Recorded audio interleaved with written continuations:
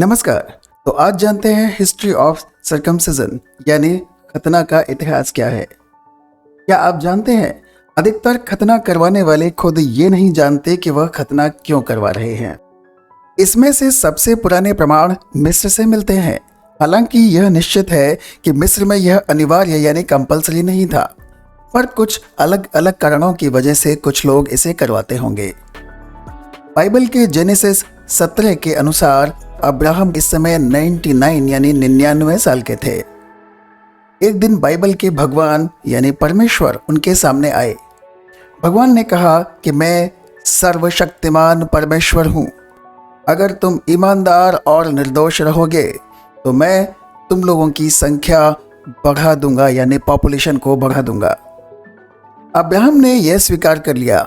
इस पर भगवान ने कहा कि अब तुम अब्राम से अब्राहम हो गए हो, यानी अब तुम बहुत देशों के यानी राष्ट्रों के पिता बनोगे यानी फादर ऑफ नेशंस।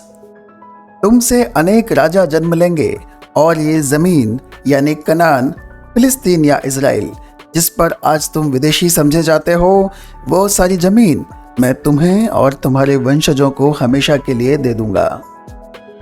वंशज यानी बच्चे या डिसेंडेंट्स, और मैं उन सब का भगवान रहूंगा। अब आता है बाइबल के जेनेसिस 17 का 10वां बिंदु या पॉइंट।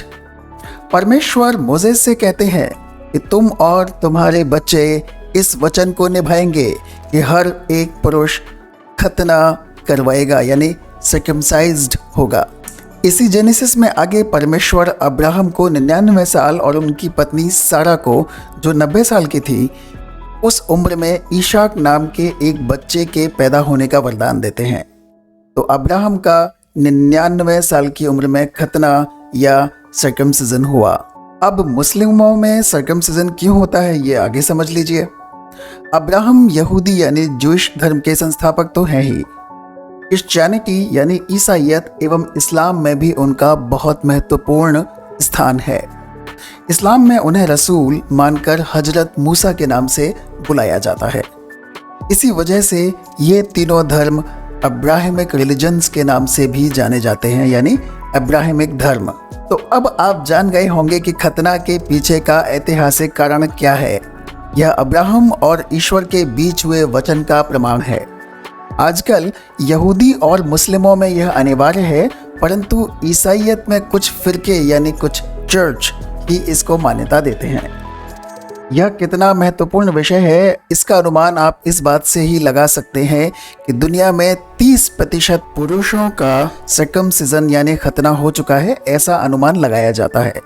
और इसमें से भी 2/3 से अधिक मुस्लिम धर्म को मानने वाले हैं।